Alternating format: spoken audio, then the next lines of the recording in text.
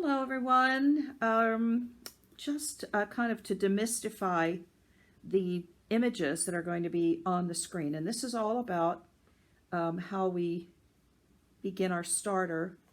As you know, 3 tablespoons of flour, 2 tablespoons of water mixed together in a very clean vessel. Clap a lid on top, set it on your counter. The next day, add another 3 tablespoons flour, 2 tablespoons water, and so forth for about 3-4 days. And then this mixture will have captured the free-flying yeasts in your environment, in your home, and will begin to ferment. And then that is your starter, actually. So now, to bake with a starter takes considerably more time for the rising and for the dough, the gases in the dough to develop. If you use a commercial yeast, whether it's a cake yeast or a powdered yeast, granular yeast, these are very quick acting, and you can make your bread the same day and get a super rise. And of course, you're going to use more of it. It's more concentrated. So with a starter, actually developing the flavor of your bread in this longer rise time that's going to happen once you've made your starter will result in a really fine product with a much, much deeper and more beautiful flavor. So to that end, and since yeast has been a little hard to find, at least here we're stranded in Hawaii, as you know, can't find it anywhere. So I've made my own. I have a little bowl of yeast here, of my own yeast. I'm going to call it the starter. So I'm going to read what I wrote here on a post and try to explain what each image is. So this is what I do, and this is what I did, and you'll see the picture of the breads afterwards. I'm working with about 4 cups of flour, just for me a smallish amount, but it's just the 2 of us here, so I'm not making much more than that at a time. So anyway, in a small bowl, I have, on that first image, there is a small bowl on the right into which I put my starter that I had stored. Actually, I had it stored from last baking. And I added flour and water. And look how it grew in that little bowl so beautifully. And I let that stay on the counter overnight, room temperature. By the next day, it was perfect. If it didn't bubble up and double in size like that, I'd go another day, do another feeding, and let it go another overnight. You have to be sensitive to what it's doing. It will give you the cues of when it's ready. I'm reading my stuff on my phone here, so that's why it's sitting here. And I'm looking at the pictures. So the next picture, you will see the bigger bowl on the right. In there, I've put 2 cups of flour, 2 cups of water, a tablespoon or so, a little bit more of salt, 2 tablespoons of sugar, 2 tablespoons of olive oil. I used olive oil in this because I wanted a little softer crust. If you want a really hard crust, don't put that olive oil in. It doesn't matter either way. It's very lovely and very delicious. That doesn't impact the rise at all or anything. It's just a texture issue, I believe. Let's see, olive oil, 2 cups flour, and I put in all but 1/2 cup of the starter that I had in my bowl. I didn't measure it. It doesn't matter. It's going to react with the rest of the flour and water that I have in that bowl. So I'm going to mix all that together, saving out 1/2 cup of the starter, which I will put in my small little Tupperware there. Put the lid on, stick in the fridge, refresh once a week, and I can keep that for the next 50 years that way.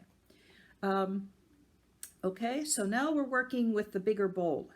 So in that bowl, now you'll see I have the water, the flour, the salt, the sugar, the little bit of olive oil, and I'm going to mix that together. I happen to have a KitchenAid mixer, so I poured that all in there and began that process. When it was very creamy, I added little by little, maybe 2 cups more.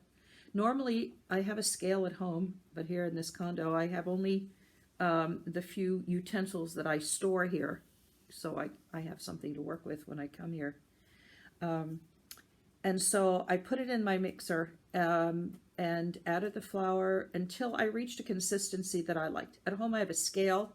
I could measure that very easily and be very accurate, but I don't have that here. So I go by feel. I wanted a dough that was very smooth, that held together, and yet was very moist and wet. So it's pretty much hydration in this dough. I don't know, they say 70% maybe is what you go for with this. And when I've achieved that, then we get to picture number 3, and I finish working it on the counter. I don't add a whole lot more flour. I use that wonderful little green scoop thing. It's a little bench scraper. It's made out of hard plastic, and it's really great. Scoop it up under that dough, flip the dough over and over and over, and knead. They say no knead, and I guess there are recipes. I just like to work my dough because I like a nice fine crumb. And you don't have to knead it. It'll still be fine at the end, but I like to do that. And I work it until it sticks together and it has kind of that shaggy look, which is really great. And as I kind of roll it in on itself, I make this wonderful ball, which you see then in the third frame, that's kind of smooth. If you pull that apart, it's pretty wet inside, but the outside is nice and smooth. I take that, and then in the next frame, you see I put it back in that bowl that it initially was mixed in, and then clap on it a saran wrap, put it in a warmish place. I don't have a warm place, so I put it near the electric stove, which isn't warm at all here because we have air conditioning because it's hot outside. You can put a towel over top, or if you've got a place that's kind of warm near your heating unit or a gas stove that's got a pilot, not hot, but it's got to be like 72, 73 degrees. At home, I also have a thermometer, which I can stick in there and check the temperature because that's an optimum rising temperature. So anyway, I've got that last frame. The dough is in there, or next to the last frame, I should say. The dough is in there, and put the saran wrap on top, put it in a nice warm spot, and I estimate, because of the amount of dough I have, the amount of starter I had, I gave it 4 hours rise time. And in fact, in 4 hours, you see the next thing, which I like to think of as a UFO. Looks kind of like one. You could swing out there in outer space. But that's the dough that has very nearly tripled now in size in 4 hours. And it's reached over the top of the bowl and kind of pushing up against that saran wrap. I'd say that was about optimum right there. A very good rise.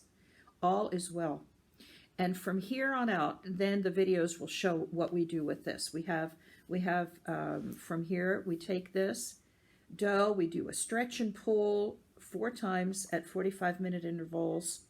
And then you can form your loaves. I made 2 longish bâtards or ciabatta if you want the Italian version. 1 boule, just 1 round loaf. That's what this quantity of dough made from. You can make rolls here. You can make just 1 large boule. I didn't have all hard wheat flour here because I just couldn't find it. So my soft wheat flour, my regular all-purpose, and I had a little bit of bread flour mixed together. So I didn't know if that would really hold, but it did. It held its shape and grew very well. So then you form those loaves out of the raw dough, and you'll see that on a subsequent video, and let them rest, good 45 minutes again, covered in a moist environment, and then bake them at 425. And it's beautiful. Don't underbake. They've got to be really golden, top and bottom. Check them. If your oven has hot spots, flip them around in the midpoint. Put a tray or a glass vessel, flat thing, full of water in the bottom so that there's steam going around and around in your oven.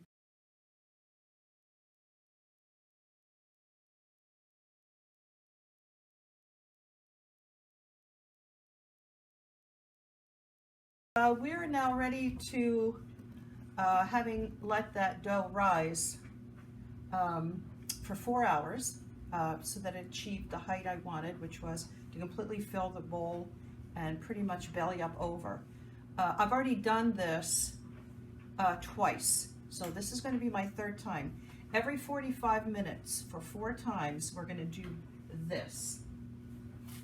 I'm going to take my bowl, uncover it, have a little splash of flour, very little bit on my hands, and then using my bench scraper, which is a really handy little gadget, Just going to dump all this out, and look how beautifully and cleanly this scrapes it out. So this is what we're going to do, and this is done every 45 minutes.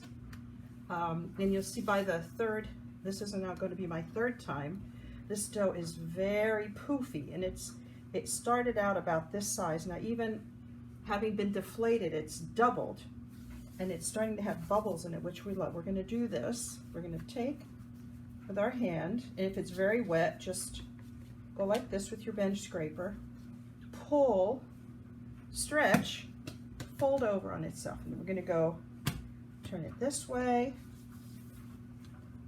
pull, stretch. So we're doing four times around. And look at these beautiful gas bubbles beginning to form. Third time. And fourth time. When we use a starter, that was our fourth time. It takes a little bit more rise time than if we use that very quick dry yeast, which we use a lot more of, obviously. But I'm going to shape it back into a nice little ball. But you'll see this ball is even shaped and maneuvered the way we have is twice the size. So this was my third time of doing this. I'm going to put it back in the bowl, cover it with the saran wrap, let it rest for 45 minutes, and then I'll do the next one, which is the fourth. So, okay, bye-bye. I'll see you in a little bit. Okay, hello everybody, we're back. So now this is the fourth time that I'm going to stretch the dough. As you can see, again, it has risen right up to the rim, to the plastic wrap. I'm going to use my handy dandy bench scraper here. Did I tell you you could make one of these if you don't have one around? You can mail order them, they're cheap. But look, if you have this a leftover lid from a Tupperware that doesn't fit, just cut it out carefully, curved one side, straight, straight, straight. It's a great thing. Here, we'll get all this dough off. Oops. Okay, and that can go in the garbage because I'm not going to need that just now. So you see, I have a very wet dough. It's a high hydration. So it makes, hopefully, if everything works the way I anticipate, it will make a kind of a beautiful crust on the outside, and on the inside will be full of holes, because you can see, if you look here, gas bubbles have been forming, which is why this thing, almost this pile of dough, which started out about like this, 4 cups of flour, it's not very much, has grown and grown and grown and grown, and it expands continuously. Now, I'm going to show you what it should look like at the fourth stretch. If I pull this, if you can, Dick, you can get the camera in here. Let me turn it this way maybe. You see these threads, and you can see it's very thready, very stringy, very elastic, and full of holes, because those holes are where the gases are. You can see it again here. Can you see that? Is that showing up? This is what you want it to look like, and that's really just wonderful. There we go. Okay, done with this. I also have this bench scraper, which is great for cleaning up the countertop, getting all the little bits of dough off. I travel with these. I travel with my knives. I travel with this, a few things, because the condos have nothing. And I do have my own mixer, so I have a few things to work with here. Not so much like home, but still. So now we're going to do our rotation again. 4 folds, starting at the top. That's just me. Pull and stretch, fold over, rotate. Not adding much flour, just a little to my hands. Pull and stretch. Fold, that's 2.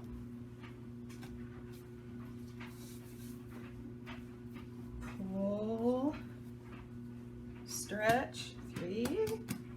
And when we're so elastic here that it almost, the gluten is so tight, that it almost doesn't want to stretch.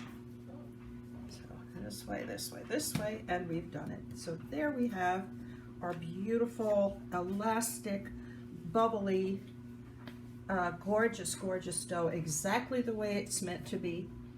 And it has a little bit, tiny bit of sourdough aroma to it, not a great lot. So now I have to decide what to do with this. So I was just talking to Dick about it. I think we're going to divide this into 3. See, if I had a scale, which I have at home, you can weigh this out exactly, right? You weigh the whole thing and then divide it. So I'm just eyeballing, which is fine. Very elastic. Close it over itself a bit because I don't want it to lose its bubbles. 1, okay, and then this. Okay. 2. The outside is very smooth and soft. Inside is really wet, sticky, which is what we want. You can already see here where it's cut, you can see the bubbles, the gas bubbles. When the heat from the oven hits that, it's going to expand. So you see, okay, I just have a handful here. And you can see the little dough bubbles. And let's roll this one up, okay?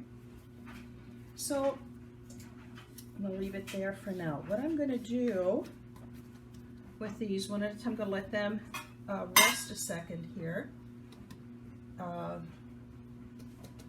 Grab a tea towel over these 2 and work with this number 1. So I'm going to make 2 boules in here. I lied. I'm going to make 2 bâtards, which is long and somewhat elastic. This way. Okay, so let me flatten this out into a little bit of a rectangle. This way. Okay, I'm going to take one end, fold it in, pull it a little bit, fold it in, and one last fold over top. Press it in now with my somewhat floury hands, working from the inside out. Pull and stretch. I like my bâtards to have points. They don't have to. So then I'm going to take this and put it on cookie sheet. At home I have really nice semolina cornmeal that I can put a base on. I don't have to use paper, and I have good steel sheets. These are my cookie sheets that I keep in the car here when we're off island. That's 1 and 2. I'm going to do the same thing. Flatten.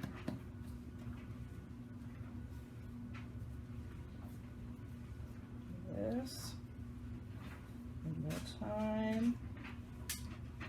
And then the final fold, number 3. Top, over top. And pull out, center out. It's really kind of nice to do. Ooh, nice big bubble there. I'm going to leave it just for fun. See what happens when it hits the heat.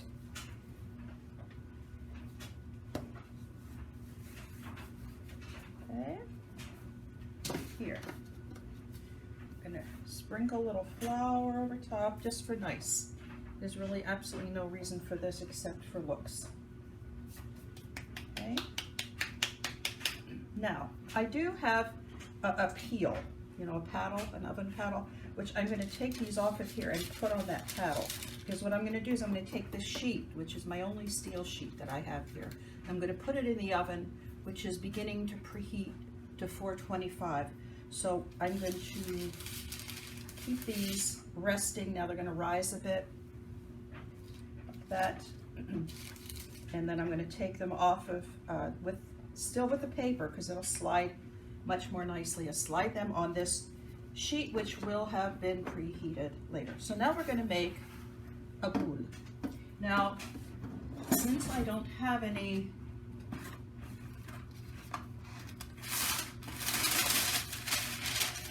cornmeal, etc. And you're going to use parchment paper to line a vessel. It's a cake pan, a round cake pan, but it's a steel one again. So it'll heat very nicely and hold its heat more evenly than aluminum. Okay. Paper will wrap around the edges there. It'll be fine. So we make a little nest here for this. Okay, so our last little piece of dough. Okay. Now, to make a round, we're going to basically take the edges, press in, press in, press in, press in, press in, until you can feel that dough getting really nice and tight.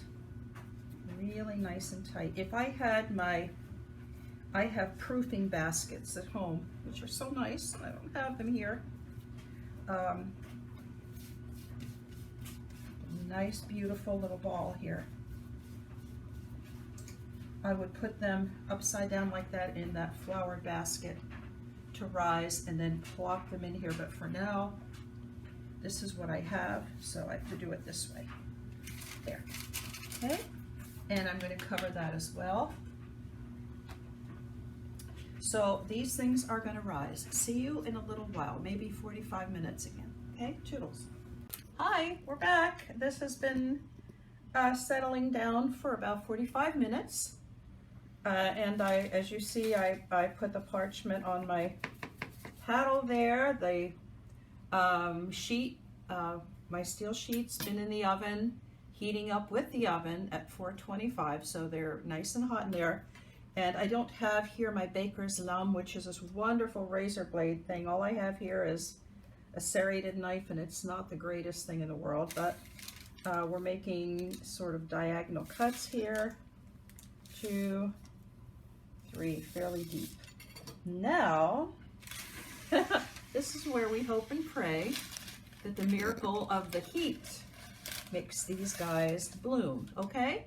So I'll say goodbye for now and see you in a few minutes. Okay, 25 minutes or so in this oven.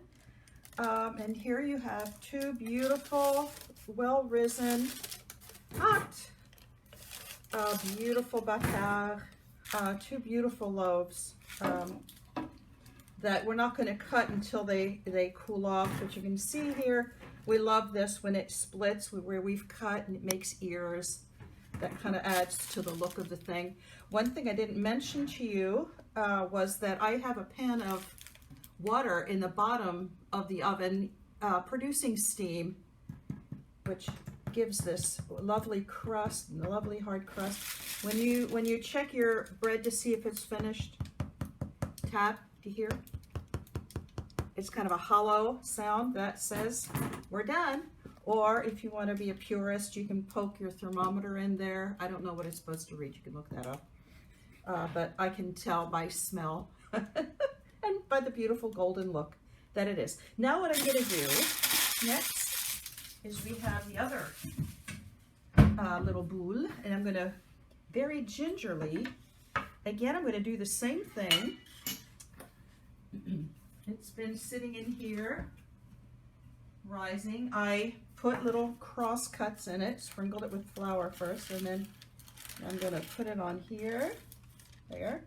It's very elastic, as you can see. It doesn't deflate when you move it. It's just wonderful. You can see one of the ways you know that your dough has risen is when you press and it bounces right back. It has that beautiful elasticity. So now I'm going to slide that in onto that hot steel that's in the oven, and we'll see how that looks in just a little bit. Hi, we're back, and this is our final little loaf of our small amount of dough that we made. And I'm going to pull this out. You can see it's baked nicely on this little piece of parchment paper I have. It hasn't stuck at all. Whoops! Back there. And it's as light as a feather. It is just absolutely beautifully risen. I'll show you, it's hot, so I'm going to show you the crust all the way around. We're going to tap. It sounds completely hollow. Do you hear that? Yeah, it's a nice hollow sound. And there it is. It's just as beautiful as it can be. And oh my gosh, does it smell good. So here we go. I cut into this just to give it a try. You can see there, I just cut the heel off, my favorite part. And it's a beautiful crust. The crust is softer than it would be had I not put in the little bit of olive oil. You don't have to use olive oil, then you have a harder, thicker, denser crust, which is great too. But the final taste test is un petit peu de beurre. Et puis, voilà, un peu de confiture. This is strawberry peach I made and kept in my friend's freezer. I'm going to try it. Oh. And it is gorgeous. Honestly, dear friends, you've got to do this because you can't buy this anywhere. It's fabulous and the house smells great. So, sending you all my love from Hawaii. Wish I were home. But I wish you good luck and good baking. Mwah.